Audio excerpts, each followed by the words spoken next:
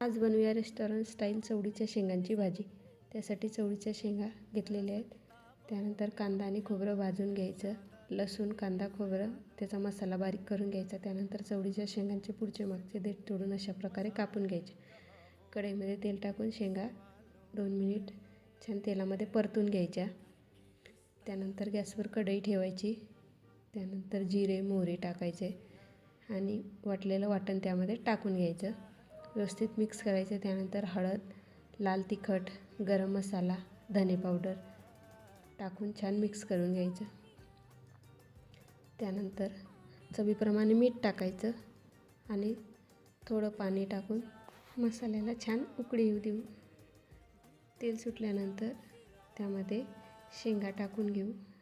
त्यानंतर शेंगा छान झाल्या का पाणी टाकायचं। पाणी एकदम जास्त टाकायचं नाही आणि 2 मिनिट उकळी येऊ द्यायची। बघा, झाली आपली भाजी तयार।